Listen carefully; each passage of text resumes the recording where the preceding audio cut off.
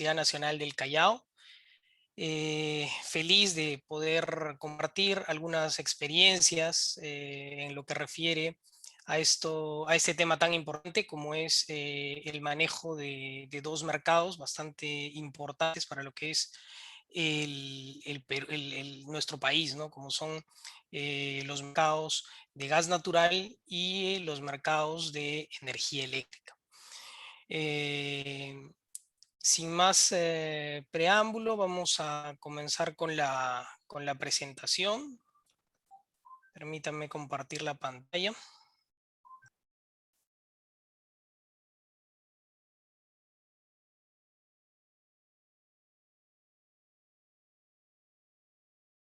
Por favor, me avisan, me confirman si es que ya pueden verla. Sí, claro, sí se puede visualizar. Si lo Correcto. puede extender, genial. Sí, ahora lo extendemos. A ver.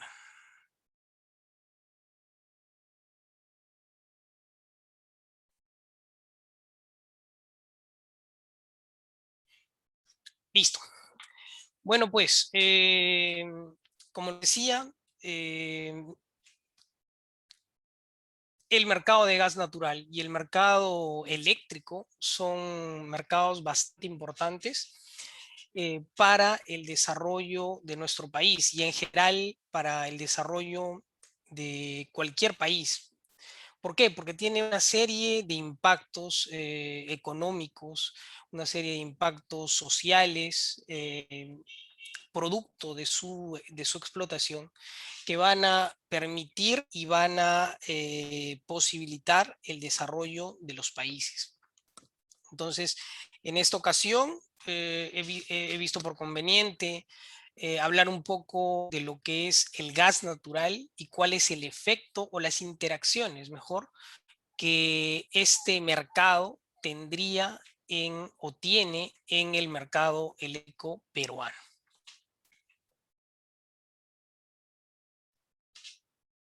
La presentación está básicamente dividida en 5 partes. Son 2 días de capacitación que vamos a tener y por lo tanto he visto por conveniente hacer la división de la siguiente manera, ¿no? Primero vamos a hablar un poco sobre los conceptos generales de mercado que se necesitan tener para poder entender cómo es que los mercados funcionan, cómo es que los mercados operan y cómo es que los servicios y los bienes tienen o obedecen lógicas económicas y a partir de ello se pueden comercializar. Después vamos a ver un poco la introducción al mercado de gas natural, haciendo énfasis en nuestro mercado de gas natural para ver algunas particularidades propias que nosotros tenemos. Pues vamos a tener una introducción al mercado eléctrico propiamente dicho. Vamos a revisar un poco la normativa del mercado eléctrico y el mercado de gas natural para finalmente concluir esta capacitación con un tema bastante importante y que en realidad es el punto de conexión entre estos dos mercados, que es la declaración de costos de gas natural al operador de nuestro sistema, que es el COES. Bien, a ver, partamos. Comencemos esta exposición repasando algunos conceptos generales de mercado, o sea, algunos conceptos que tenemos que tener en consideración para cuando hablamos o intentamos analizar o ver las implicancias que tiene la operación de un mercado.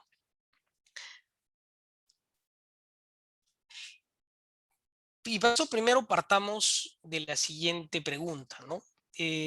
Preguntémonos qué cosa es un mercado. Un mercado podríamos definirlo como un sistema de reglas que posibilitan a compradores y vendedores realizar transacciones comerciales. Es decir, es un marco de reglas, de norma, digámoslo, si queremos llamarlo así, de norma, marco normativo, que va a permitir comercializar un producto. ¿Y, ¿y por qué se comercializa un producto? Un producto se comercializa, un producto o un servicio se comercializa porque básicamente hay una demanda, hay una necesidad por ese servicio o ese producto para ser atendida. Por otra parte, para que el mercado pueda funcionar, lógicamente, tiene que haber un segundo elemento, tendría que ser la oferta. Es decir, alguien o una entidad que esté dispuesta a ofertar ese producto a cambio de una retribución económica. Entonces, estos son dos elementos fundamentales dentro de el análisis y dentro del entendimiento que debemos tener de un mercado. Finalmente, la interacción de estas dos fuerzas o estas dos entidades de la oferta y la demanda van a definir un precio, que al final es el punto importante en el cual estas dos fuerzas llegan a un acuerdo y se establecen las condiciones para poder parcializar, para poder transferir, para poder poner en valor un producto o servicio. Estas estos cuatro elementos, la oferta, el precio, la demanda, el producto o servicio, son indispensables para la existencia de cualquier mercado. Bien, entonces, a partir de estos conceptos que a partir de ahora vamos a ver aplicados a estos dos mercados que hemos comentado anteriormente, es que vamos a comenzar a profundizar e ingresar un poco y a poco ir llegando a entender esta interrelación que se da con entre los mercados de gas y el mercado eléctrico. Bien, ¿qué es lo que se busca cuando se tiene un mercado? Cuando se tiene un mercado se busca que el mercado sea competitivo. ¿Y qué es un mercado competitivo? Un mercado competitivo es aquel en el cual tanto la oferta y la demanda, es decir, compradores y vendedores, no pueden influir en el precio. Es decir, el precio no se va a ver afectado por la cantidad requerida o por la cantidad ofertada. Y eso es un factor fundamental, como les digo, que al final es la esencia digámoslo así, el objetivo final de la conformación de los mercados. Porque cuando tenemos un mercado o cuando diseñamos un mercado, lo que buscamos es maximizar los beneficios de los agentes participantes, o sea, de la oferta y la demanda, que maximicen sus beneficios, que la demanda eh, esté contenta, esté satisfecha con lo que recibe y que a su vez la oferta obtenga beneficios económicos producto del bien o servicio que está suministrando. Bueno, esos son conceptos fundamentales, claves. Me he tomado un tiempo para poder incidir en ellos, porque la idea es que ustedes los puedan llevar a lo largo de toda la presentación, porque son conceptos que se van a ir repitiendo y justamente los mercados, como van a ver más adelante, se van a hacer cada vez más complejos producto de las interacciones, de los de las fuerzas, de los factores que influencian las decisiones de estos agentes, y al final lo que va a ocurrir es que los mercados se terminan volviendo en su análisis complejos. Sin embargo, siempre las soluciones o el análisis va a ser factible a partir del manejo de estos conceptos. Bien, entonces ya sabemos que es un mercado, ya tenemos, por lo menos hemos revisado lo que es un mercado, y a partir de esto tenemos que eh, comenzar a clasificarlos, porque como ustedes ven, mercados hay en todo lugar y nos vamos a encontrar con una serie de mercados a lo largo de nuestra vida, a lo largo de nuestra carrera, que debemos entender un poco cómo es que funcionan y saber por qué se constituyen. Entonces, hay una clasificación sobre mercados que básicamente los divide en tres tipos.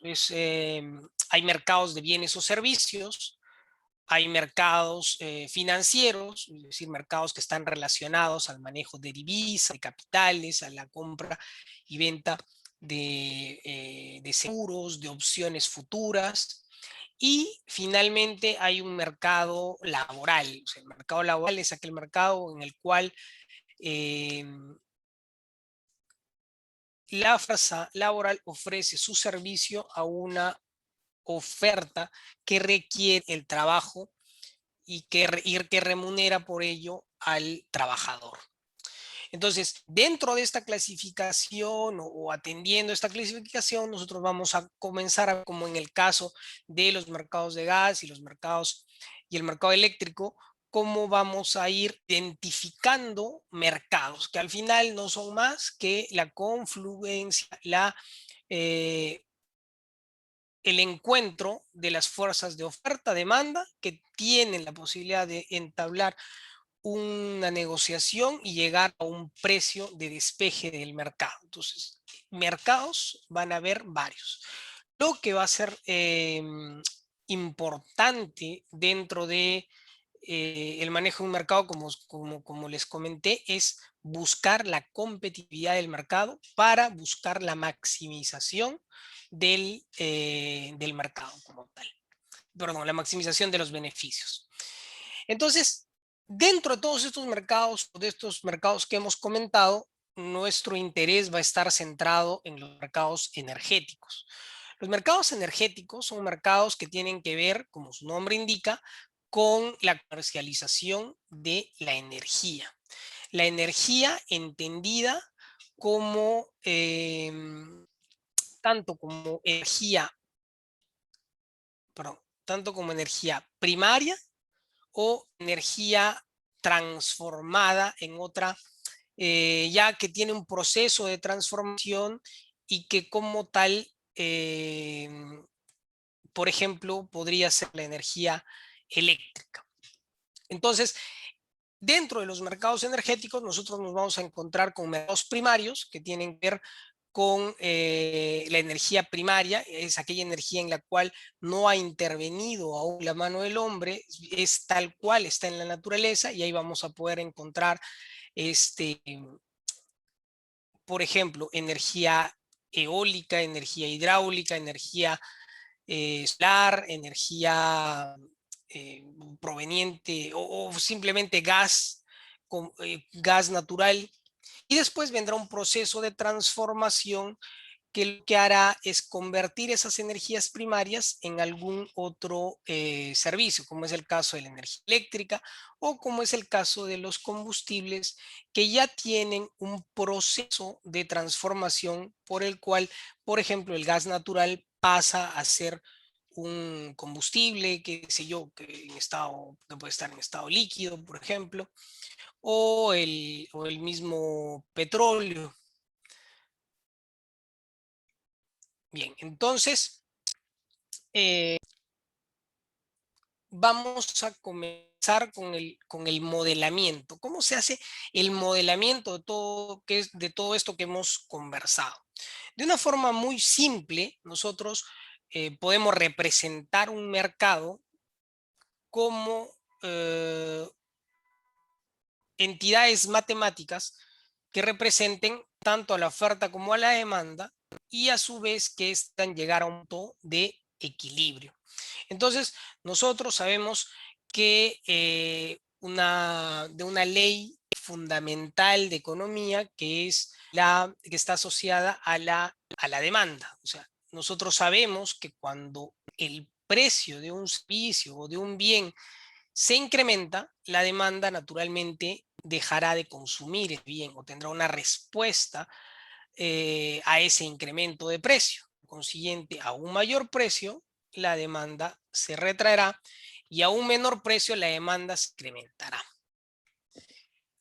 Algo parecido ocurre con la oferta.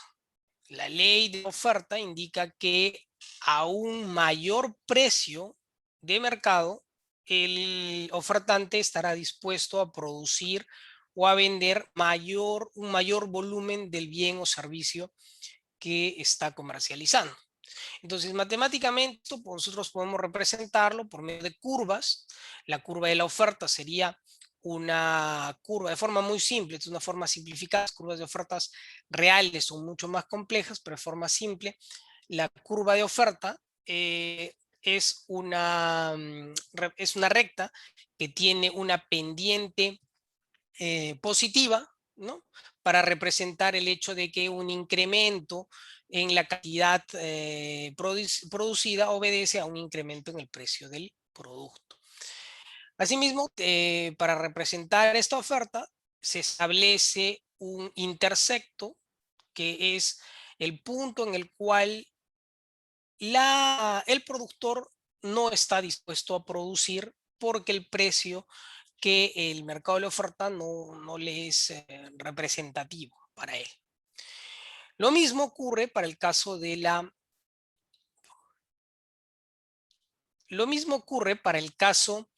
la demanda.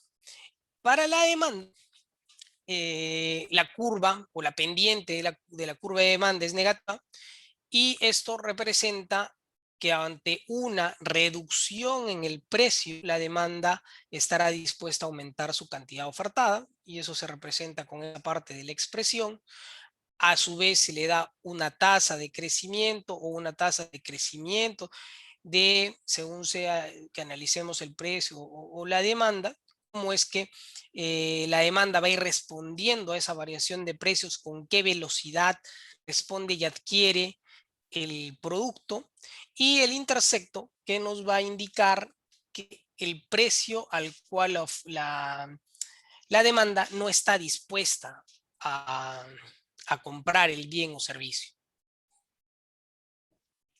Bien, entonces, como comentamos, y ahora ya tenemos una forma de transformar este concepto de oferta y demanda y de mercado en entidades matemáticas, nosotros vamos a poder encontrar un precio de despeje del mercado, es decir, un precio de equilibrio, un precio en el cual estas dos fuerzas, la oferta y la demanda, llegan a un equilibrio.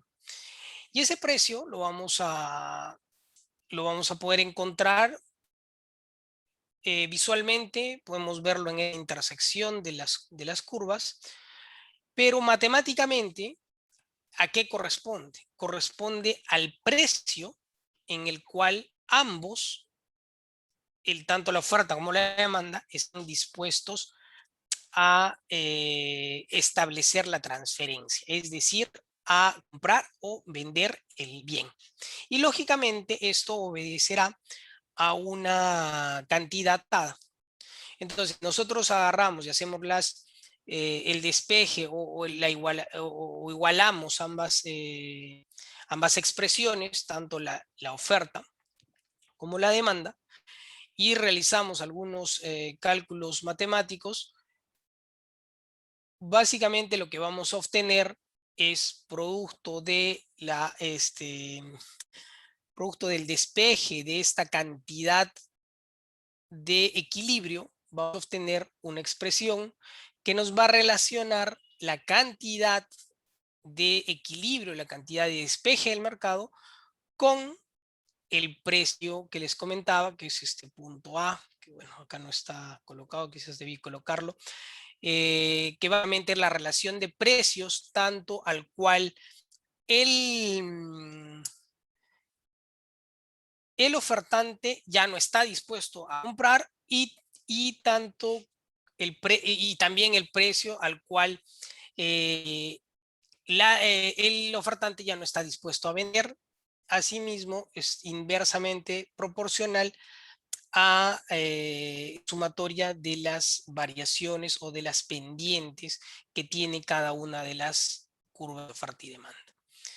Y finalmente, nosotros para poder encontrar el precio de equilibrio del mercado, lo que vamos a hacer es despejar mejor dicho, colocar esta entidad en cualquiera de las dos rectas que estamos estudiando, de tal forma que podamos encontrar el precio de despeje del mercado. Y acá deben de notar que el precio de despeje de mercado también será directamente proporcional a la sumatoria de los cambios o de las razones de cambio del precio con respecto a la cantidad, sea ofertada o demandada.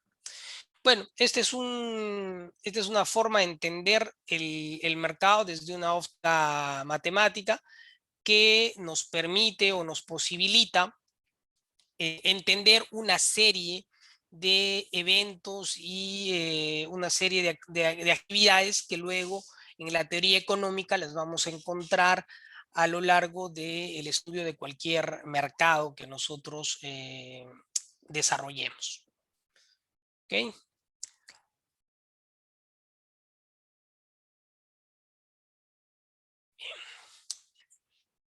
Pero bueno, como les comentaba, esto que les he mostrado, que es la interacción o el despeje de un mercado, es bajo condiciones muy teóricas. ¿Por qué? Porque en la realidad siempre termina superando a la teoría.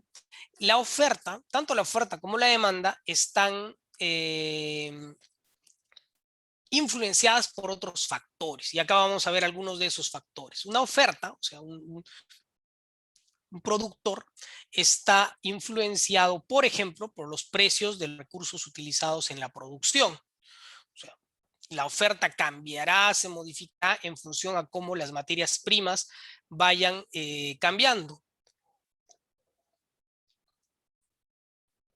Por otra parte, la oferta también estará influenciada por los precios de bienes relacionados, ¿no? O sea, si hay un bien competitivo, si hay un bien que puede suplir la necesidad que la demanda tiene, entonces la oferta va a modificarse de alguna forma, sea en forma de precio o sea en forma de propiamente de cantidad, ¿no?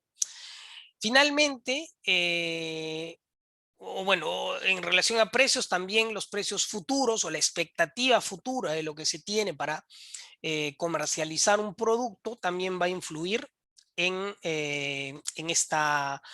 este comportamiento de la oferta.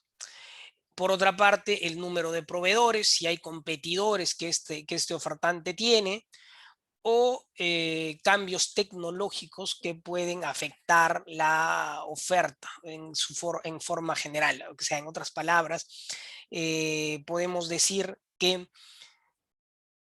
la ley de la oferta se va a hacer tangible o se puede entender como tal, es decir, que ante un incremento de precio el ofertante estará dispuesto a producir más del bien, se debe entender bajo una condición constante de todos estos factores que afectan a una oferta. Por otra parte, la demanda también tiene sus factores influenciantes y estos son, por ejemplo, los precios de sustitutos. Si es que una demanda o si es que alguien que requiere un bien o servicio encuentra un mejor precio en un elemento que podría sustituir la necesidad que uno tiene, lógicamente que el comportamiento de la demanda va a cambiar.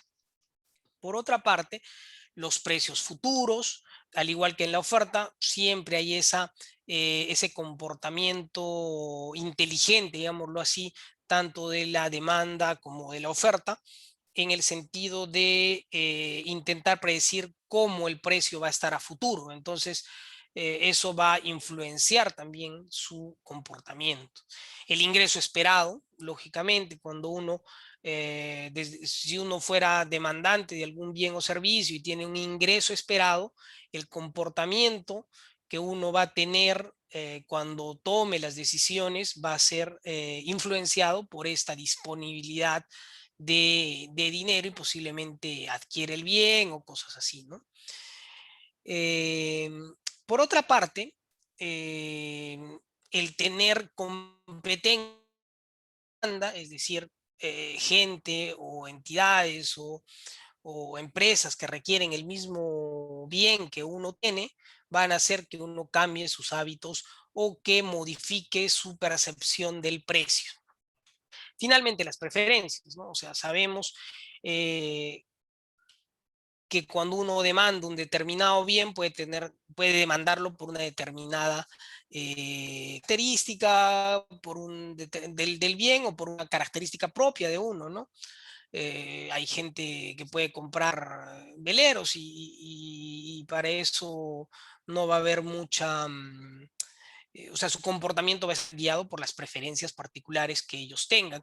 O, por ejemplo, hay gente que puede pagar cantidades muy superiores a un precio de mercado con tal de asistir a un determinado evento, por ejemplo. Entonces, todas estos factores, al igual que en lo que explicamos en el caso de la oferta, lo que hacen es modificar el comportamiento el comportamiento que tiene la demanda.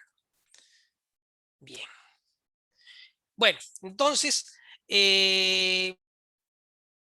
para no pararnos, para no extendernos, no aislarnos mucho de lo que son los mercados energéticos, vamos a recapitular un poco los conceptos de lo que son los mercados de energía. Como ya les comentaba, básicamente en los mercados energéticos podemos, o energía, en el manejo de la energía, nosotros podemos identificar reservas y podemos identificar elementos transformadores de esta reserva. Entonces, dentro de las reservas podemos tener reservas de carbón, de petróleo, de gas natural, depósitos nucleares, podemos tener potencial hidráulico, eólico, solar, geotérmico, mareomotriz, biomasa, etcétera, ¿no? Y a su vez podemos tener procesos transformadores, que como les decía, podría ser un proceso de transformación de la electricidad, un proceso de preparación de combustible del tipo líquido, sólido o gaseoso. Y finalmente vamos a tener un uso final. El uso final puede generalmente es calor, iluminación, fuerza, movimiento, cómputo, también puede ser manejo de telecomunicaciones, qué sé yo. Entonces, si se dan cuenta, la energía al final es un proceso bajo el cual se convierte una fuente o un recurso primario en un producto o en un servicio que, al cual se le da un uso final. Entonces, como les decía y como les comentaba al inicio, el manejo energético que un país haga va a determinar su desarrollo. Entonces, uno tiene que ser muy cuidadoso o muy prolijo para poder manejar tanto la reserva como las actividades de transformación de estas reservas para poder obtener resultados que, como indicamos, beneficien o traigan consigo beneficios para todo el mercado. Por otra parte, otro punto que destacar acá es que el suministro de energía debe ser eficiente, debe ser confiable y ahora debe ser respetuoso con el medio ambiente. Finalmente, desde una óptica económica, los mercados energéticos son intensivos en capital, es decir, son mercados que requieren grandes cantidades de capital para poder realizar las inversiones y por lo tanto requieren un planeamiento, requieren políticas de largo plazo.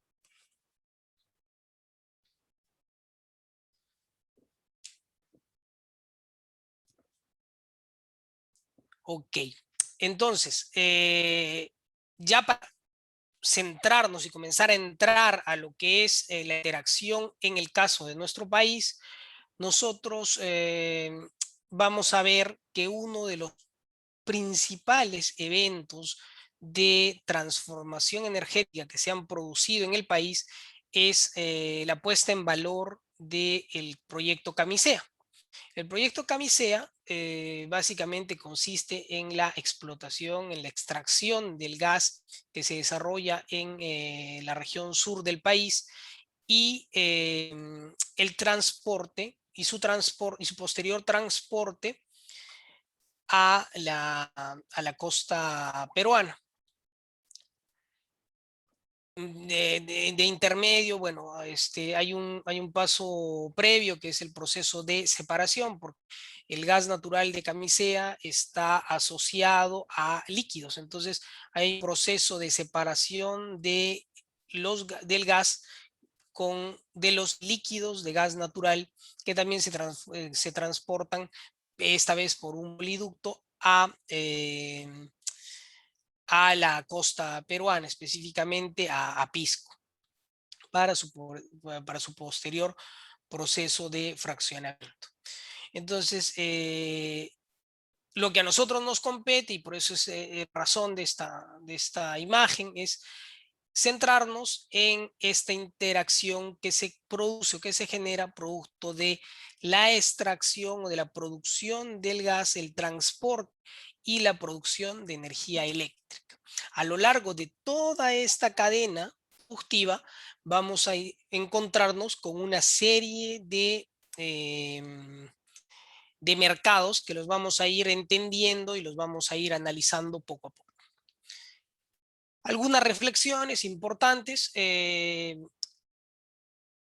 Estos sistemas son complejos, ¿no? O sea, estos sistemas son complejos y en nuestro caso, digamos, no es un sistema muy complejo, el sistema de extracción de gas, de transporte de gas y producción de energía eléctrica en comparación a otros mercados en los cuales que son mucho más maduros, que hay un mayor número de yacimientos, hay una red consolidada de gasoductos y hay una demanda bastante importante, tanto por el gas como por electricidad. Y lo importante de estos mercados es que a lo largo de su desarrollo han tenido que coordinar operaciones para garantizar la confiabilidad, la seguridad y la economía de toda esta cadena productiva. Finalmente, como pueden ver, los mercados energéticos influyen y son influenciados por la economía. Entonces, es por eso la importancia de primero entender cómo funciona un mercado, cómo se comporta la economía, para luego poder entender cómo es que operan estos mercados y cómo estos mercados van a influenciar o cómo la economía los va a influenciar a estos mercados. Bien, esta era la primera parte, hemos cubierto el primer punto en lo que refiere a los conceptos de mercado, en lo que refiere a los conceptos de mercado. No sé si tienen alguna consulta, si gustan podemos hacer alguna consulta. Veo que no hay ninguna acá en el chat. Ustedes me avisan. Así Si es, no, estimado, si tienen alguna consulta lo pueden hacer en el chat y serán absueltas, ¿no? En el transcurso de la exposición. Si no hay ninguna pregunta, ingeniero, podemos continuar. ok. Bien, entonces continuamos con propiamente el mercado de gas natural en el Perú. Vamos a ver. El mercado de gas natural en el Perú tiene una serie de actividades. Generalmente son 5 las actividades que se desarrollan dentro de el proceso productivo de extracción y utilización del gas natural. Y estas actividades están de alguna forma resumidas en esta lámina y podemos ver que el gas natural primero tiene un proceso de extracción en los campos, previamente tiene un proceso de exploración, primeramente se explora, se hace una evaluación, una evaluación prospectiva de la reserva que se tiene bajo tierra o en el zócalo marino. Luego se da un proceso de extracción. Finalmente, después inmediatamente después se da un procesamiento de este recurso, que como les comenté, el gas se puede encontrar de forma asociada o no asociada, es decir, que puede estar asociada con líquidos, puede estar asociada con petróleo y entonces hay que procesar, hay que separar ambos componentes, hay que separar la parte gaseosa de la parte líquida. Entonces, en ese procesamiento se van a establecer dos rutas, el transporte propiamente de gas natural y lógicamente los líquidos que se puedan extraer, que pueden ser, que por ejemplo en nuestro caso es el GLP o condensados para la exportación, ¿no? Luego, una vez que ese gas ha sido inyectado y a una red, por ejemplo, de gasoductos, no solamente puede ser transportado por intermedio de gasoductos, sino también puede ser transportado por medio, por vía terrestre, por vía marítima, en el caso de que se licuefacte este gas o se comprima para poder transportarlo. Este producto se podrá exportar, como es el caso del LNG, o llegará a los puntos finales de consumo, que por ejemplo podemos mencionar eh, consumos industriales, donde se utilizan como combustible, a las residencias, donde también se utilizan para realizar actividades de calentamiento, actividades de cocción, se pueden utilizar como combustible para el transporte, se pueden utilizar como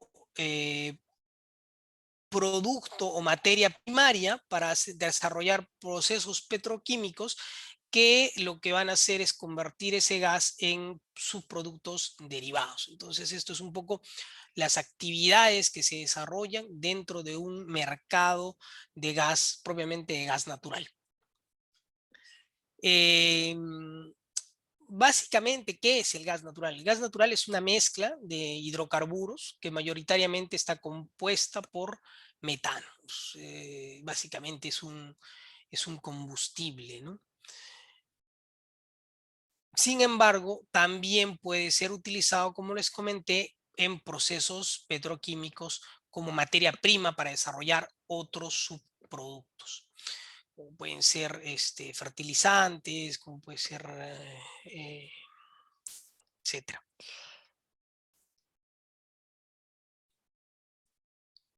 Finalmente, indicarles que todas estas actividades que hemos citado pueden y van a generar mercados. ¿Por qué? Porque hay un producto, hay una ofertante, hay una demanda y se pueden establecer mercados. Entonces, algunas características del mercado de gas natural. Como ya mencioné, hay actividades importantes y fundamentales. En la mayoría de los casos son estas 5, es la exploración, la explotación, el transporte, la distribución y la comercialización del gas natural. Otra característica importante es que justamente por los elevados montos de inversión que comentábamos, por ser mercados intensivos en capital, requieren principalmente en su proceso de promoción una intervención estatal para comenzar a desarrollar la industria. Por otra parte, podemos ver o podemos identificar que producto de las características de las actividades y muchas veces de la infraestructura que involucran la explotación del gas natural, hay condiciones de poder monopólico, es decir, que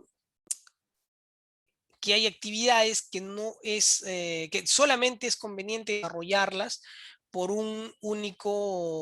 por una única empresa, porque por ejemplo, en el caso del transporte, no es a una primera vista, no es interesante tener una red redundante, por ejemplo, de transporte o de distribución, porque simplemente es duplicar infraestructura, incrementar costos y eso no es un proceso eficiente. Por lo tanto, ese poder monopólico va a tener que ser controlado por medio de la regulación, es decir, el establecimiento de tarifas y la entrega de esa actividad a un único suministrador o un único responsable del desarrollo de, de, esta, de esta actividad.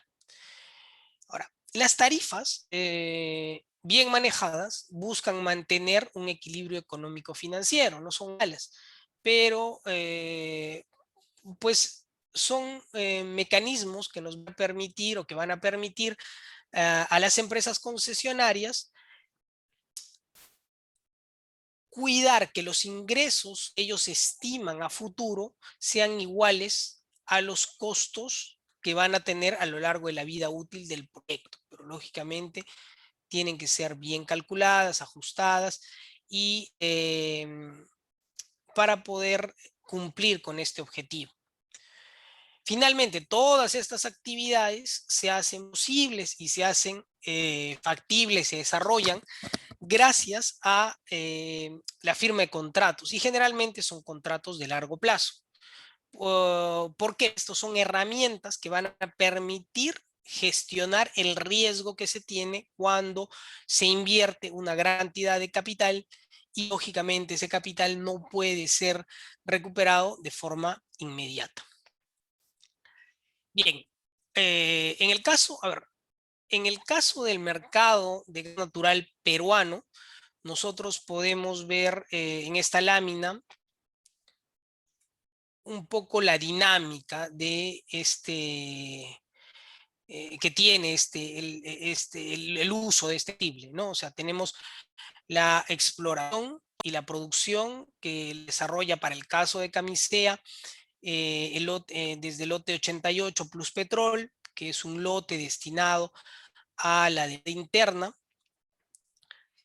Y, por ejemplo, el caso del lote de exportación que lo desarrolla en el lote 56 y en el lote 57, en el lote 56 Plus Petrol y en el lote 57 Repsol. Pero esos son lotes destinados o que en este momento se están utilizando para lo que es la exportación, la venta, que es otra actividad que no mencionamos en la anterior imagen, pero que también es una actividad asociada y que se desarrolla dentro de la cadena de valor del gas natural.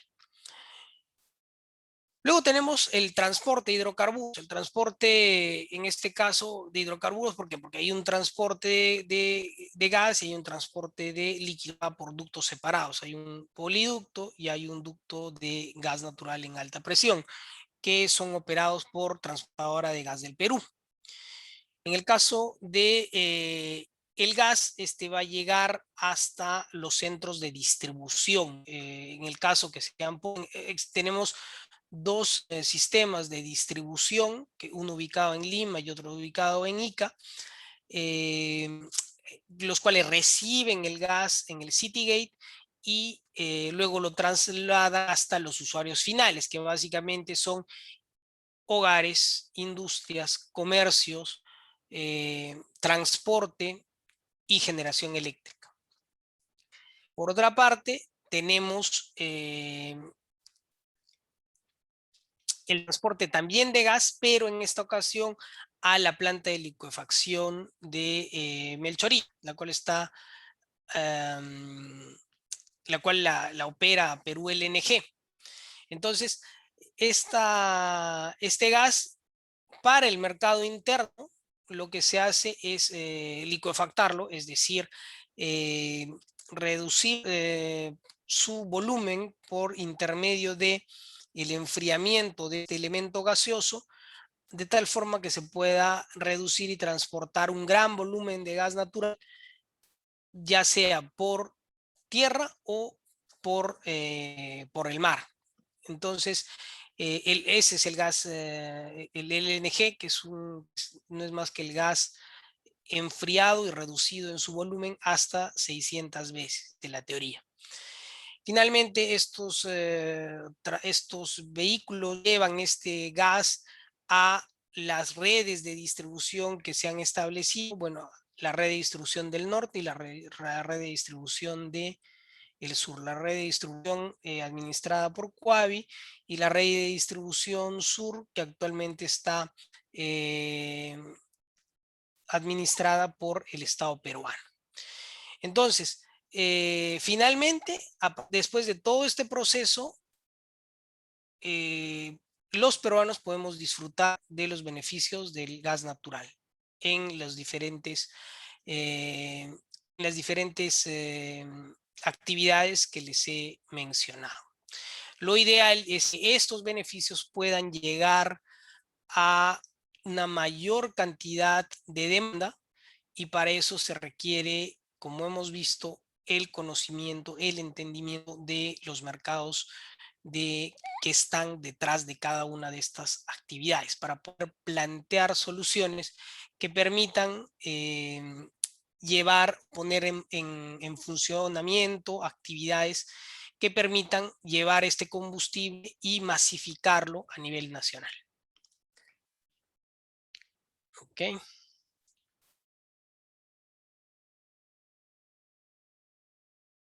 A ver, voy a parar acá porque he identificado que acá hay algunas preguntas.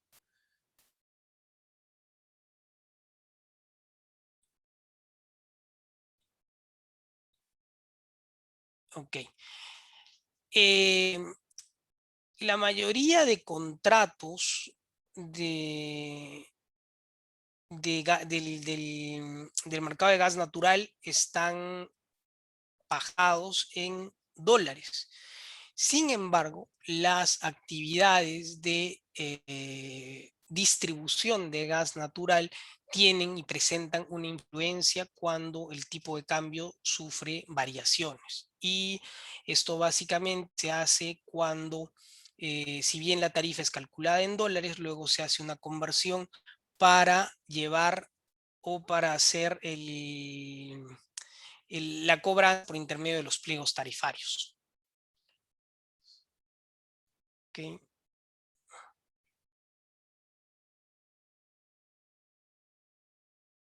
Esta pregunta en relación a qué tipos de contratos son, no sé si la pueden precisar.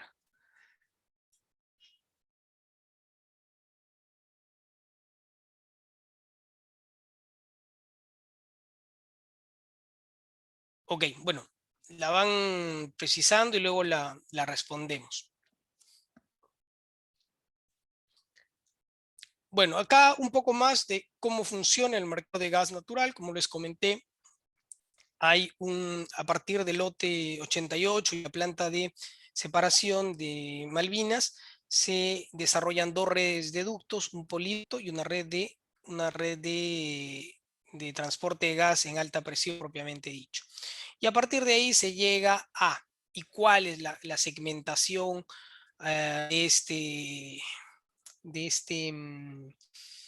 o cuáles son los usos, o cuál es el porcentaje ya que se tiene de uso de cada una de estas actividades? La principal actividad que se tiene es, para lo que es el uso del gas natural es la generación eléctrica. Prácticamente un 71% del gas que se transporta es utilizado para producir energía eléctrica. Por otra parte, tenemos que en lo que refiere al procesamiento de líquidos de gas natural, es decir, GLP, una de las principales actividades es el uso en el segmento residencial, que casi constituye un 55%. Seguido de alguna manera, de forma importante, por transporte, que también utiliza el GLP. Ojo que esto muchas veces se confunde, si bien son elementos que nacen juntos, por decirlo así, porque están en los campos, en los yacimientos de forma asociada. En el caso de los líquidos son otro tipo de combustible y es un tipo de combustible básicamente constituido por butano, mientras que el gas natural está principalmente constituido por metano. Entonces, Estos son detalles que siempre se deberían tener presentes cuando se hace la comparación. Cuando hablamos de LP estamos hablando de un líquido de gas natural y no propiamente del gas natural. No estamos hablando del gas natural en esencia. Para que ustedes tengan una idea de cuál es la producción fiscalizada, he tomado los datos del 2020, que son los que están disponibles, y podemos ver que a nivel, bueno, en relación a Perú, nosotros tenemos 3 zonas productivas de gas natural. Una primera zona productiva que está en el zócalo de la costa norte, ¿no? Que son estos primeros campos, hasta Savia, Olympic, CNPC, estos están en la costa norte, pero son campos pequeños que no representan, que tienen pequeños porcentajes de participación. Por otra parte, tenemos en la selva central los yacimientos de Aguaitía, que también son pequeños en comparación a, eh, a la producción que se tiene a nivel nacional. Es indudable que nuestra industria de gas natural básicamente está centrada o tiene su principal punto de producción al sur del país en los yacimientos de Camisea, donde actualmente se explotan 3 lotes, el lote 56, el lote 57 y el lote 88, que como ya les expliqué, son lotes que están destinados, los 2 primeros, el lote 56 y 57, a procesos de exportación y el lote 88 al uso del mercado interno. Entonces, como podemos ver, el lote 88 representa casi el 50% de la producción y los lotes de exportación un porcentaje parecido si sumamos la producción del lote 56 y el lote 57. Vamos a revisar acá.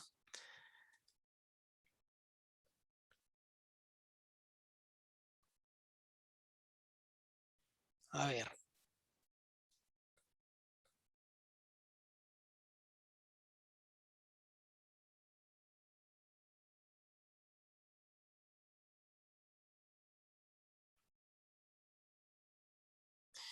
A ver, en relación a las tarifas que se aplican a monopolios naturales, efectivamente son para las actividades de transporte y distribución y se las aplica básicamente a los concesionarios, ¿no? O sea, o mejor dicho, son los concesionarios que utilizan estas tarifas para cobrar y para recuperar para tener ingresos. Entonces, estas tarifas aplican a las demandas que es un punto importante acá, indicar que consumidores que tienen un consumo inferior a 30.000 metros cúbicos día, o perdón, 900.000 metros cúbicos mes, son clientes que se consideran regulados, es decir, que les aplica este tipo de tarifas. Y por otra parte, están los consumidores libres que pueden tener un trato directo con su suministrador. Entonces, estas tarifas aplicarían a esos segmentos de demanda.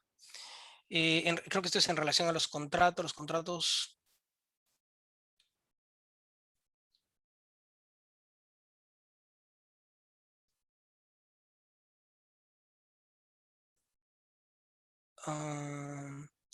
disculpa, Adrián, pero no consigo interpretar bien tu pregunta en relación al tipo de contrato. No sé si te refieres a la diferencia entre contratos de tipo concesión que se da para desarrollar las actividades o a contratos con Estado, por ejemplo, para poder desarrollar actividades exploratorias o de producción. Exacto, buenas noches con todos. Sí, eso de ahí se refiere, o sea, ¿qué Buenas tipo de noches. contratos son vos? ¿Qué tipo de contratos son? Porque yo entiendo cuando tú tienes una concesión con el Estado, ¿qué tipo de contratos tienen estas concesionarias con el Estado? Y el otro, el tipo de contrato que tienen tanto en la distribución a usuario final. Y la otra pregunta que también quería hacer era, ¿por qué se tiene que cargar los costos de alguno del gas natural a las tarifas eléctricas, ya que ahora tenemos ya una red de distribución de gas, ¿no? Ok. A ver, mira, los contratos son, tienen particularidades en función al tipo de actividad que van a regular. Hay contratos que son los denominados contratos de licencia, que son los contratos que se utilizan para poder dar el hidrocarburo a la empresa que va a desarrollar la explotación o la exploración del bien, en este caso del gas natural. Ahora, existen otros tipos de contratos que son aplicables a monopolios naturales, que lógicamente son contratos que comprenden o generalmente son contratos BUT, es decir, que van a permitir el diseño, la construcción, la operación y el mantenimiento de una red de gasoductos. Esos son aplicados al transporte y a la distribución. Y finalmente hay contratos, porque todas las actividades al final de un mercado son tangibilizadas o son concretadas a través de contratos, que son acuerdos. Entonces hay contratos para ya la comercialización con los usuarios finales, que serían los contratos que pueden firmar cualquier tipo de, sea la generación, sea la, digamos, mejor dicho, sea la industria, sea un ente comercial o sea un hogar. Ahora, en relación a las tarifas eléctricas, eh, actualmente no remuneran mecanismos no remuneran de desarrollo, perdón, redes de gas natural, sean de transporte o de distribución. Sí lo hicieron en el pasado, pero eso fue por un proceso de financiamiento que se definió, que es la famosa GRP, que es la garantía de red principal. ¿Qué es la garantía de red principal? La garantía de red principal es un mecanismo financiero, como he comentado, que lo que hace o que lo que hizo es que a través de la tarifa eléctrica se para el gasoducto que traería el gas a la costa peruana de forma anticipada, es decir, como parte del proceso o como parte eh, del contrato que se firmó con Transportadora de Gas de Perú, se le dio o se le posibilitó el recuperar el dinero de forma anticipada, pero ¿contra qué? Contra el beneficio que íbamos a tener y que lo vamos a ver más adelante, que fue el contar con un combustible barato en comparación a lo que se venía utilizando y una reducción en las tarifas eléctricas que a la fecha se mantiene, es conocida por todos nosotros y que más bien producto de un concepto de manejo de valor de dinero en el tiempo es que eh, hasta la fecha se van haciendo descuentos. ¿Por qué? Porque se adelantó justamente el pago de esa red principal y a partir y en cada una de las facturaciones que el transportista emite se hace un descuento por el adelanto de la garantía de red principal. ¿Ok? Listo. A ver, acá hay otra pregunta.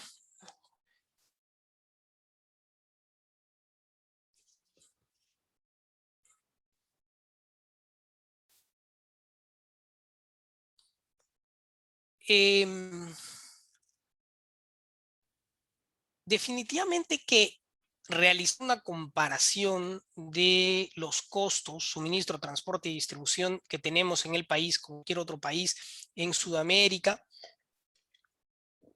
va a resultar beneficiosa para el caso peruano. ¿Por qué? Porque nosotros tenemos un componente bastante importante, que lo vamos a ver más adelante, que es el precio de gas natural en boca de pozo cuando se extrae desde el lote 88, que está, digamos, regulado por por unas condiciones en la puesta en operación de ese lote que permitieron fijar en $1 por millón de BTU para lo que es la generación eléctrica el precio base y en $1.8 por millón de BTU el precio para lo que son los otros segmentos de demanda. Entonces, definitivamente cuando se hace esa comparación, posiblemente el Perú tenga tarifas bastante competitivas. Sin embargo, siempre está el hecho de que un mercado mucho más líquido, es decir, un mercado con mucho más suministradores, un mercado mucho más competitivo, va a poder tener tarifas o condiciones que permitan hacer a estos otros países competitivos con el Perú, pero difícilmente se va a poder actualmente tener un precio en boca de pozo como el que tenemos en el país.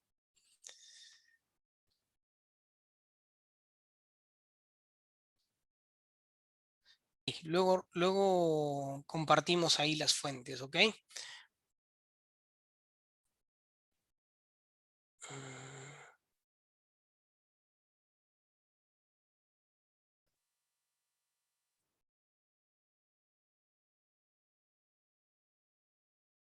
No, ninguna producción del lote 88 es procesada para lo que es para lo que sería,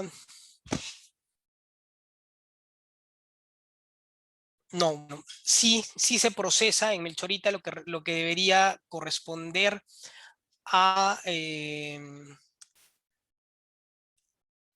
los procesos de licuefacción para llevar a los vía gasoductos virtuales, ¿no?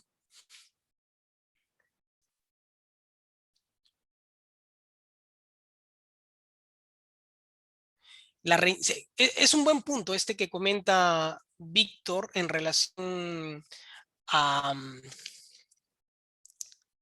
a la reinyección. La reinyección definitivamente no es beneficiosa si entendemos que el proceso productivo lo que hace es reinyectar nuevamente el gas que no puede ser consumido porque lógicamente no hay una demanda, entonces eso quiere decir que el mercado no está adaptado, es decir, que lo que se produce no es lo que se requiere y por consiguiente se tiene que reinyectar. Esa es una de las ventajas, por ejemplo, en comparación a el mercado eléctrico donde el producto tiene que ser prácticamente generado en el instante que se requiere la misma cantidad para no tener desequilibrios que afecten su calidad. En el caso del gas, da la posibilidad de hacer esta reinyección, pero es perjudicial porque la calidad del gas natural se va viendo afectada. No es lo mismo utilizar un gas extraído directamente y utilizado y transportado y utilizado a establecer a utilizar lotes con gas reinyectado. Desde ese punto de vista es una pérdida, ¿no?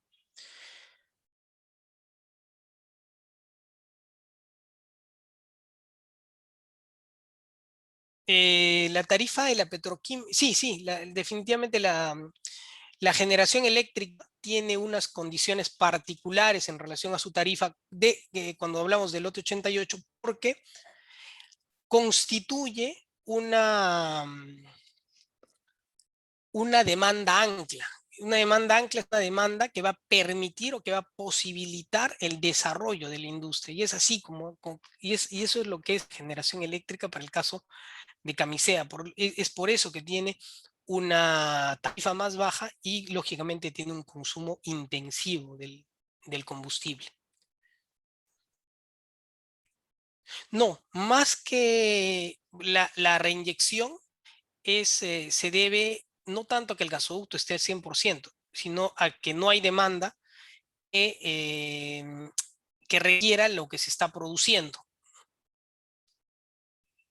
¿no? Y bueno, el problema que tenemos en Camisa, o la dificultad que tenemos en Camisea es que, como les comenté, está asociada a los líquidos. Entonces los líquidos se tienen que extraer y para extraer líquidos hay que extraer gas. Entonces no necesariamente el gas que se extrae es requerido por la demanda.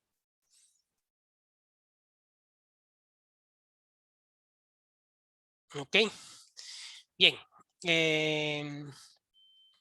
Continuamos.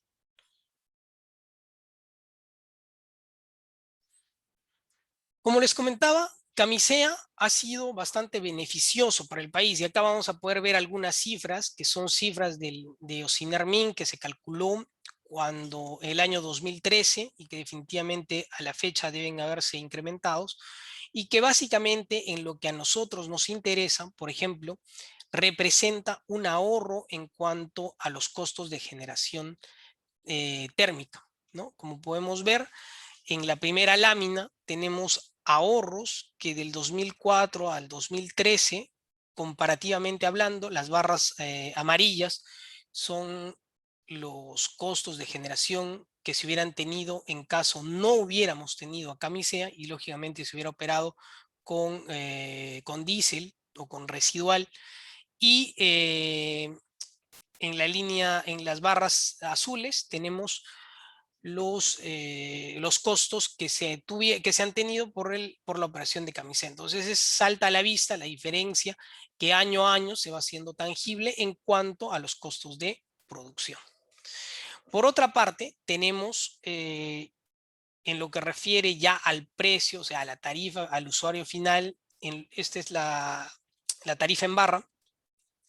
Podemos ver de forma similar. La línea amarilla es la condición sin Camisea, la línea azul es en una condición con Camisea para el mismo periodo, ¿no? Del 2000 al 2000, perdón, del 2003 hasta el 2013. Entonces, estos son los ahorros que se han tenido a nivel de costos de energía, es decir, dólares por megavatio hora. Son impactos económicos importantes que, que yo los invito a leer los libros que ha preparado Ocinermin, en los cuales está el detalle de todos estos cálculos. Realmente son bastante importantes, lo que refiere al uso final del combustible en el segmento de tanto de generación eléctrica como de utilización de energía eléctrica, ¿no? Porque entendamos que al final el gas natural llega hasta nuestros hogares en forma de energía eléctrica y energía eléctrica barata.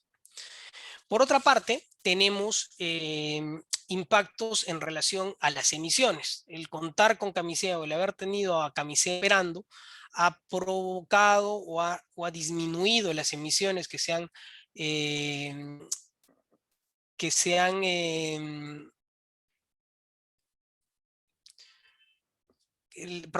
las emisiones que se han colocado en la atmósfera, que se han emitido a la atmósfera, y eso se puede ver en estos factores de emisión que, como pueden ver, para el sector eléctrico, en toneladas de CO2 por megavatio hora, el gas natural, por ejemplo, es casi la mitad de lo que se hubiera producido si se hubiera utilizado diésel o carbón para cubrir la demanda eléctrica. Lo mismo ocurre en el sector industrial. El gas natural está en este renglón. El gas natural está en este renglón. Es casi la mitad de lo que el petróleo y el carbón producen. Y en el transporte, comparado contra las gasolinas, también ocurre una diferencia no tan importante como el caso del sector eléctrico e industrial, pero sí también importante, ¿no? Bueno, finalmente, otro efecto importante que yo destaco de Camisea es que Camisea nos ha permitido dar o tener una respuesta rápida para lo que es el crecimiento en cuanto a demanda que el país ha tenido. ¿Por qué? Porque las plantas de gas requieren menos tiempo para su construcción y son mucho más confiables en lo que refiere al suministro de la fuente primaria. Entonces, hemos tenido una matriz energética que ha sabido afrontar crecimientos importantes de demanda y con un alto grado de confiabilidad.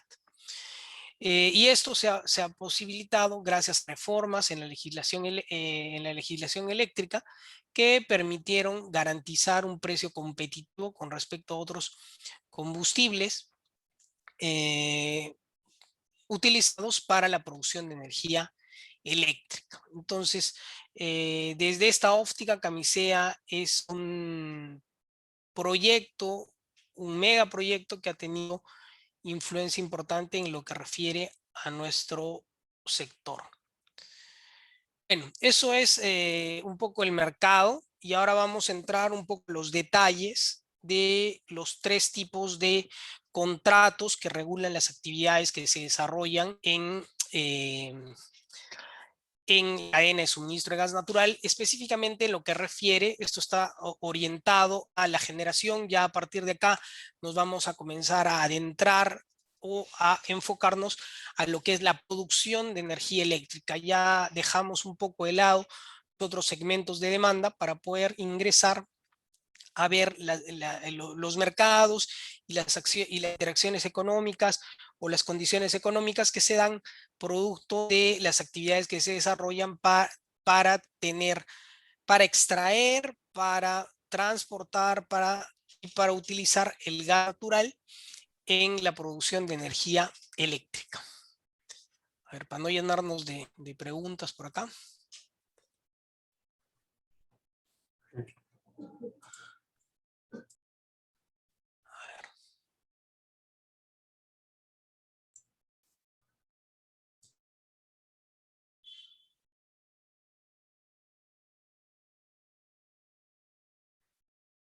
Bueno, la tarifa más baja para el sector eléctrico no afecta en realidad a la empresa operadora, porque son condiciones que se han dado y que la empresa las tiene en consideración cuando adjudicó su contrato con el Estado. Entonces, en otras palabras, ellos tienen previsto esta característica de nuestro mercado.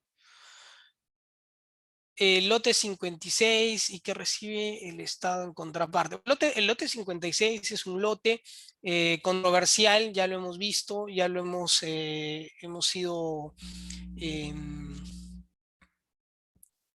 sido testigos de lo que ha generado el intento de renegociación, y es justamente este lote el que puede generar algunas observaciones o algunos cuestionamientos, ¿no? En cuanto a lo que es su negociación propiamente dicha. El lote 56 básicamente se utiliza o la molécula de gas que sale del lote 56 se utiliza para ser transportada vía un ducto paralelo al gasoducto hasta la planta de procesamiento hasta la planta de liquefacción eh, de Melchorito. Se liquefacta y luego se inyecta o se coloca en barcos metaneros para poder exportarlo. El principal punto de exportación ha sido México, y es utilizado en México para la producción de energía eléctrica. En contraparte, el Estado recibe regalías que son aproximadamente, creo que son del 37% de las ganancias que se obtiene por la actividad. Y bueno, eso es lo que el Estado recibe por la operación de este lote.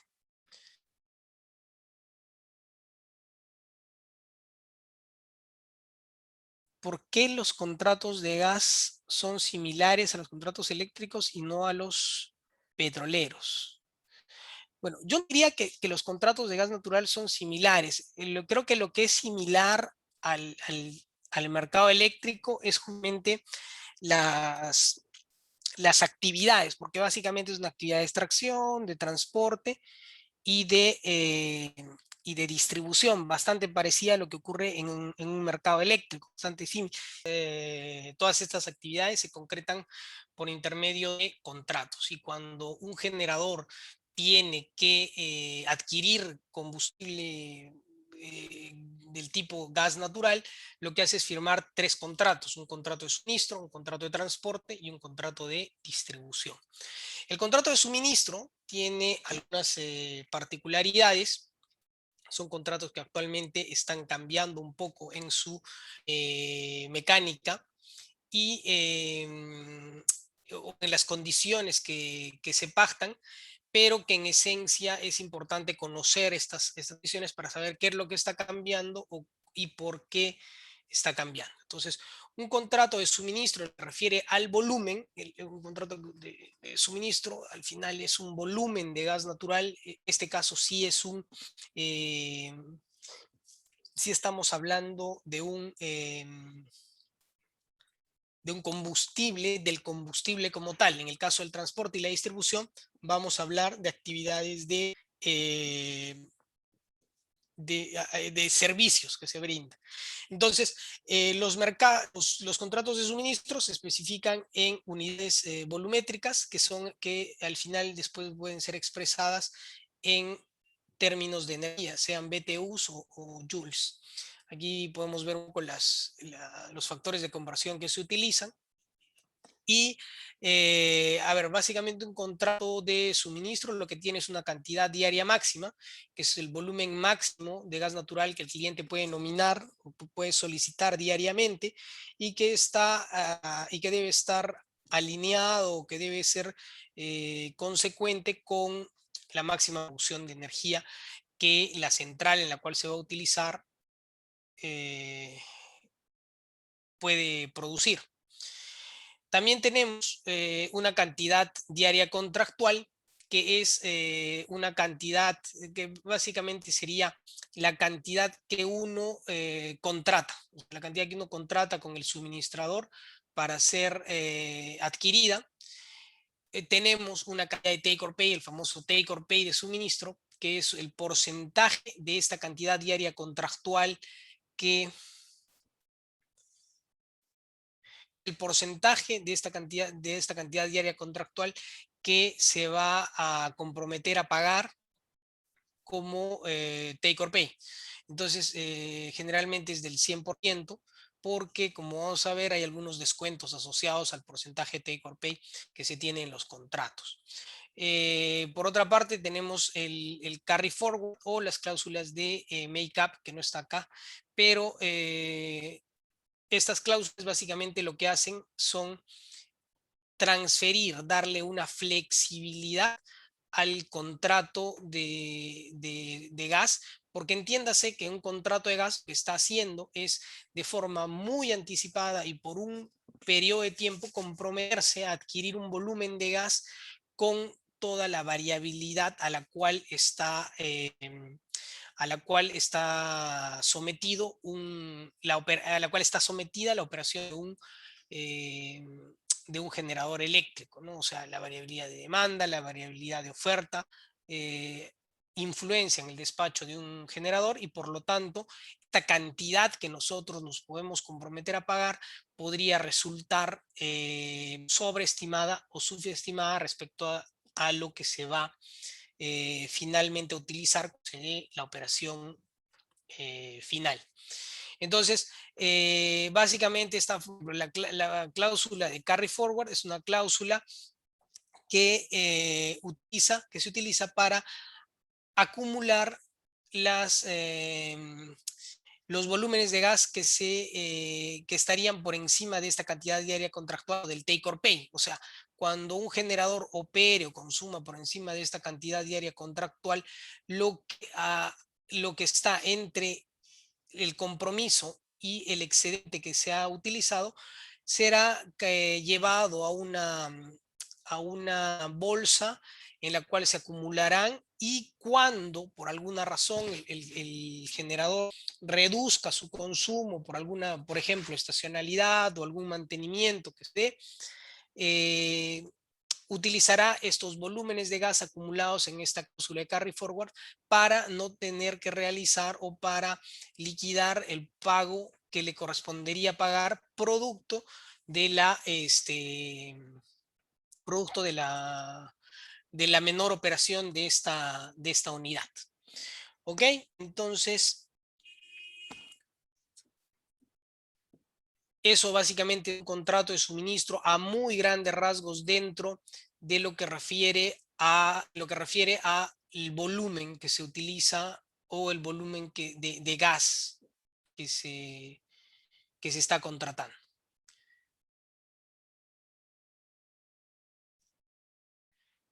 Por otra parte, tenemos la parte económica, es decir, el precio. Cómo se establece este precio en un contrato de suministro. El contrato de suministro, básicamente, como les comenté, tiene un precio base. Ese precio base está definido en $1 por millón de BTU para el caso de la generación eléctrica. Ya nos vamos olvidando de los otros segmentos de demanda. Y este precio base, lógicamente, está actualizado. ¿Y cómo es que se hace esta actualización? Para que mantenga su valor a lo largo del tiempo. Lo que se hace es realizar un ajuste anual el 1 de enero de cada año con un par de indicadores que, o mejor dicho, mediante una fórmula de actualización que tiene un componente de 60% y 40% de indicadores asociados a lo que tiene que ver con la inflación que se puede presentar en los equipamientos que se utilizan para la operación o para la extracción del petróleo. Es un indicador es un indicador petrolero. Finalmente, y el otro indicador que es ese es el WPU 1191 y el indicador 2 es el WPU 05 que está relacionado a combustible y productos utilizados para la producción de potencia. Entonces, como podemos ver, al final estos indicadores, acá podemos ver el WPU 1191 ha tenido históricamente este comportamiento, es un comportamiento creciente, y el WPU ha tenido un comportamiento más errático, y al final la interacción de estos índices es la que define el precio actualizado. Ahora, este precio actualizado, como les comenté, el WPU tiene correlación bastante importante con lo que es el WTI, porque básicamente obedece o se corresponde en gran medida con la cotización del WTI, que es un indicador para valorizar las transferencias o las compras y ventas de petróleo. Y por otra parte, el indicador del WPU tiene una correlación bastante importante con el CPI. Entonces, estos indicadores, al final lo que se hace es, no está acá ese detalle, pero sí está, perdón. Se promedia los 12 últimos indicadores para cada uno de los indicadores a actualizar. Es decir, acá tenemos el indicador base, que también hay un indicador base que se definió en el contrato, y estos son los indicadores del contrato de licencia, y se tiene este promedio de los 12 últimos índices, tanto del WPU 1191 como del WPU 05. Entonces, con esto se comienza a estructurar el precio final, el precio del gas natural, y es el primer componente, el componente más importante, el componente propio de la molécula, y es el componente que en algún momento hacían referencia en una de las preguntas. Por otra parte, la siguiente actividad, como ya lo comentamos, es el transporte del gas natural, que en este caso es un servicio. Y como tal, lo que se hace o la lógica que gobierna estos contratos es reservar un volumen del ducto que se va a utilizar, y para poder tener la garantía de que en caso este ducto se congestionara, uno va a, mediante la reserva que realizó, tener la condición de poder transferir o transportar ese gas o ese espacio de ducto que se está reservando. Entonces, y a partir de esos dos conceptos surgen dos tipos de contratos. Hay un contrato de condición firme y un contrato en condición interrumpible. El contrato firme, como ya lo comenté, te da una garantía de transporte, es decir, yo determino un volumen de gas que voy a transportar con todos estos contratos son con antelación a la operación propiamente de la central y por lo tanto pueden, como les dije, quedar sobreestimados o subestimados. En este caso no hay mecanismos como en el caso de un contrato de distribución. Este contrato en condición firme es dar la garantía y eso lo vamos a ver más adelante, pero hasta antes de los últimos cambios normativos que se han dado, la exigencia que se ponía para que un generador pueda remunerar potencia en su totalidad era que tenga una garantía que cubra el 100% de su operación a plena carga, con lo cual si un generador estaba afectado o en su operación producto de variaciones de la demanda o de la oferta propia de su mercado, podía quedar en condición de sobre o subestimación del volumen que finalmente requería. Entonces, detrás de todo este contrato que tiene mayores particularidades, en resumen o en síntesis es eso, ¿no? Es una cantidad reservada, un máximo volumen que TGP estará obligado a transportar. No está sujeta a una reducción, TGP no la puede reducir y si la reduce tiene que hacer un pago o una compensación económica.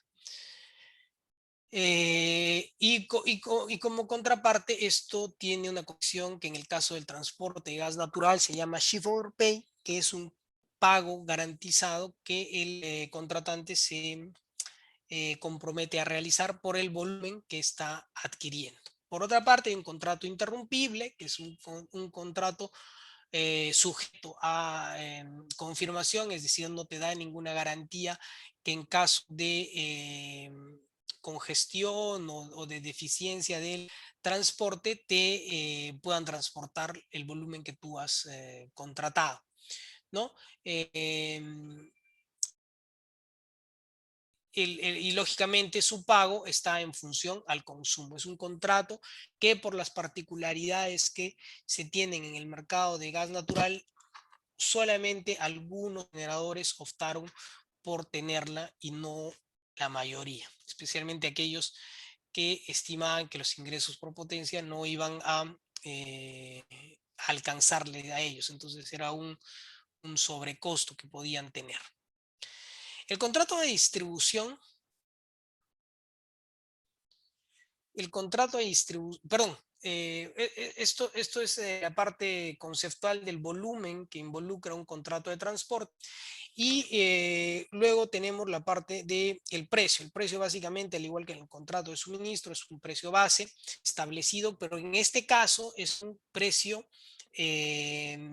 definido o regulado, es decir, calculado por el regulador, por el OSINERMIN, y en un proceso tarifario y que lo único que se realiza a partir de la fecha, porque quizás vamos a comentar, bueno, vamos a comentarlo rápidamente. Lo que ocurre es que la actividad de transporte es una actividad que tiene condiciones monopólicas, naturales. O sea, les comenté, no es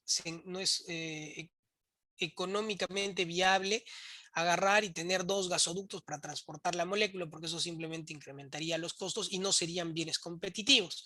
En este caso, lo que se hace es dar la concesión a una empresa y esta empresa se va a encargar y en contraparte esta empresa va a tener una tarifa definida, pero esta tarifa está definida en función a la capacidad contractual comparada, es decir, comparada contra el costo del servicio que ha sido ofertado para la realización o para la cuestión del servicio. Entonces, cuando la capacidad contratada se cubrió, la tarifa base quedó definida y fijada, ya no se puede actualizar más porque la capacidad contractual ya había sido alcanzada y, y bueno, la tarifa base quedó fijada. A partir de ahí, lo que se hace con el contrato de transporte es actualizarlo por medio de el PPI, que es un índice de precios de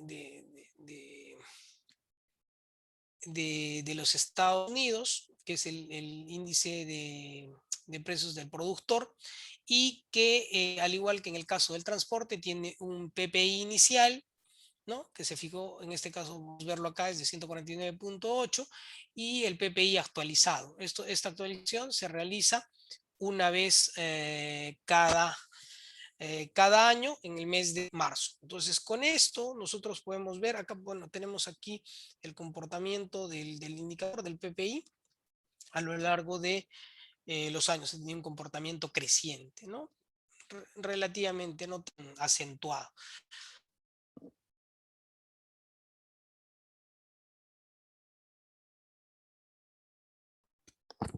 Ok, perdón.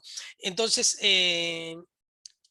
con la tarifa de transporte tendríamos el segundo componente de lo que es el precio final por servicio o para la utilización del gas natural. Entonces, y finalmente vamos a tener la distribución. La distribución es un servicio que se paga, o que pagan los generadores por estar dentro del área de concesión del distribuidor, si bien no hacen un uso propiamente dicho de la capacidad de distribución, especialmente los generadores que estamos ubicados en la región de Chilca, que es antes del Citygate, sí está dentro del área de concesión y por lo tanto se tiene que pagar este servicio. Entonces, también tiene las mismas, al ser un servicio de redes también, eh, está definido de forma similar a lo que ocurre con el transporte en dos condiciones contractuales, es decir, una condición firme y una condición interrumpible, al igual que en el caso del transporte, con la diferencia de que en la distribución esto se denomina cantidad reservada diaria, bueno, igual que en el caso del transporte, y en el caso de la parte variable, la parte interrumpible, es una cantidad interrumpible máxima diaria. Esto está, al igual que en el caso del transporte, los generadores antes bueno, incluso con los cambios normativos, están obligados a contratar el 100% de su producción de plena carga para poder remunerar por ingresos de pensión.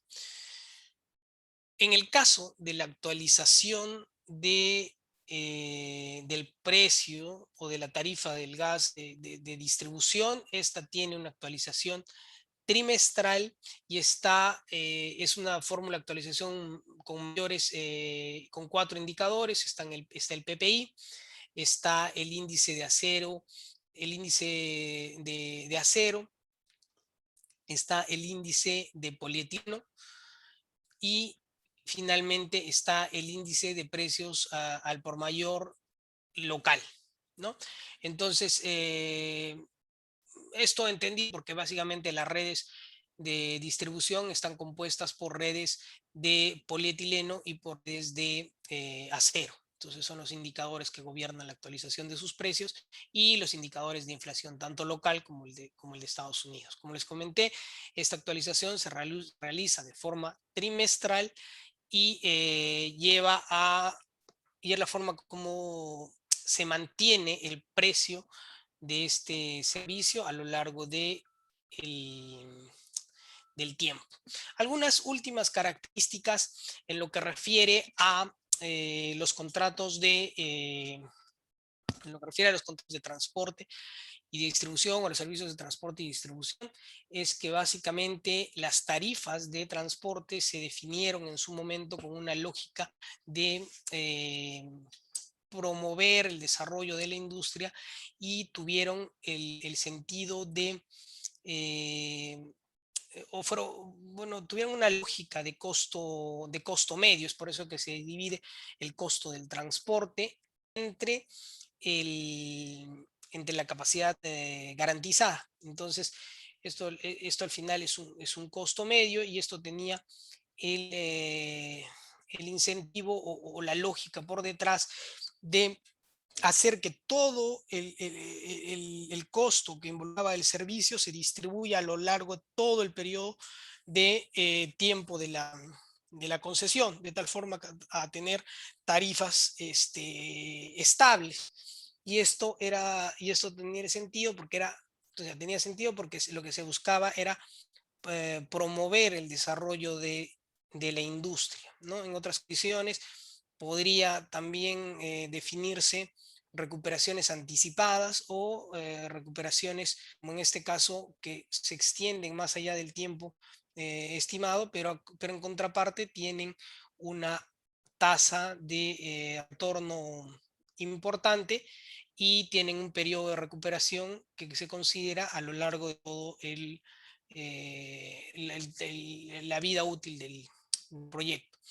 En el caso de la distribución, la lógica que gobierna el desarrollo de las tarifas es básicamente un criterio de competencia con el combustible alternativo. Es decir, si yo contrato o yo me animo a tener gas natural, por ejemplo, en casa o en la industria o en el comercio en el cual debe ser utilizado, es porque ese combustible me va a generar beneficios económicos respecto al combustible que yo hubiera utilizado, que en la mayoría de los casos es el GLP.